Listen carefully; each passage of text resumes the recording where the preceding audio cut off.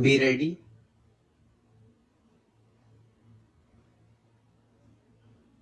5 seconds.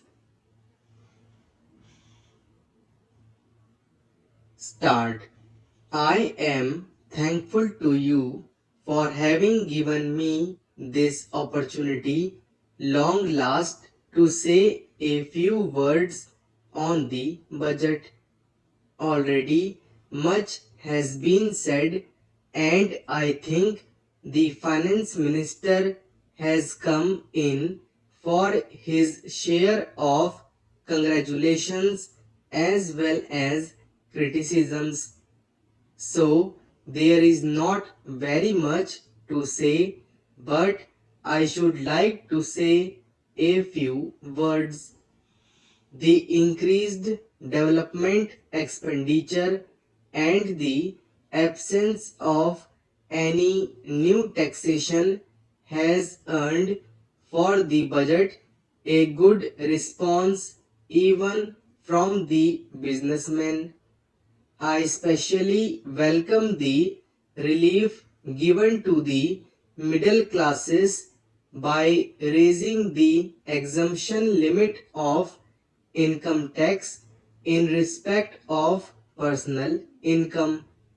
No doubt, this is some relief to the middle classes.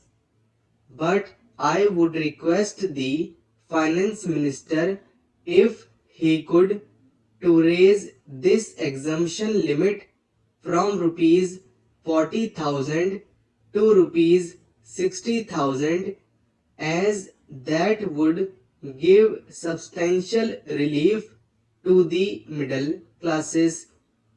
I am indeed glad that the Taxation Enquiry Commission has been appointed with Dr. John Mathai as the chairman, and I am sure that many of the vexed problems may be solved through this commission.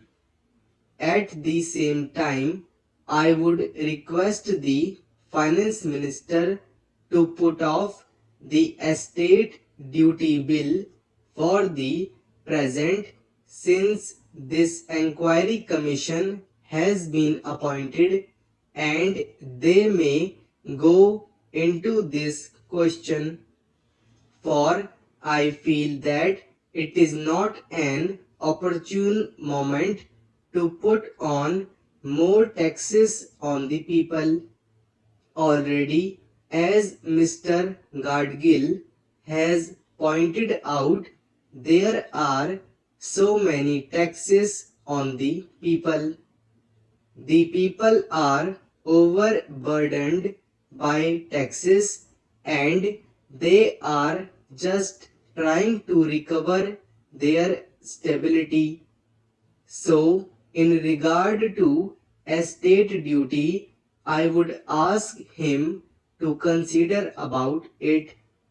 My reason for asking it to be postponed is, as I have said, that the people are still facing economic distress, and then our government is not able to offer the amenities which other countries have, where the estate duty exists, such as free compulsory education for children, free medical aid, homes for the poor and the destitute, old age pension, etc. So, my humble suggestion is that this point may be considered by the Taxation Enquiry Commission. I agree that there is a brighter side of the picture, and that instead of continually harping on our poverty, we should also see the bright side. We are making encouraging progress towards laying the foundation of a welfare state.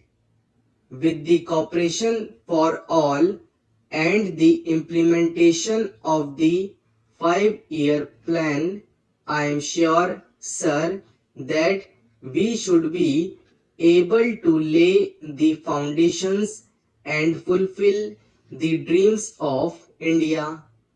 It is indeed encouraging to know from the finance minister that there is a tendency of lowering food prices all over the world, and in that case the prices in our country too would be lowered. Regarding defense, for obvious security reasons, I do not agree with my friends who say that the expenditure should be curtailed. It is not advisable to take any undue risks and slacken the defense arrangements. Indeed, defense is one of our valuable assets, although strange to say, there seems to be adverse opinion in some quarters. I agree with what General Cariappa once said, that God and army are remembered only when there is trouble. The army consists of the most disciplined and loyal set of young men. It would not be proper to effect economy in the pay of these brave officers, as it would not be an incentive for the right type of young men to join the army, and it would become ineffective and inefficient. I believe already officers who were drawing rupees 14,000 as their pay are now getting only rupees 7,000 and about rupees 1,000 as allowance. That is, they are getting about half of what they were getting before. It is very hard for those officers on field duty to establish separate establishments for their families and for their children, and I would specially appeal to the finance minister to see that the family allowances may be restored to those officers who are on field duty. Economy in army could be effected in other ways. There is scope for more efficient operation of defense industries, which process seems slow, and by purchase policy of utilizing goods and stores indigenously manufactured. Preference should be given to country-made war materials, such as could be produced here, and they would be cheaper than foreign-made goods. I may also suggest that the armed forces who are not on field service or under any operational commitments could be utilized for giving military training to the youths in schools and colleges, which would teach discipline and loyalty.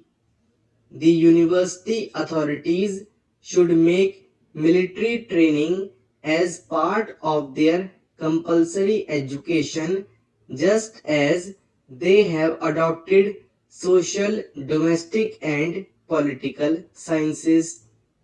The National Cadet Corps is already inculcating military training in some universities such as Bombay and Calcutta. But if military training is made compulsory for our university students, it will go a long way.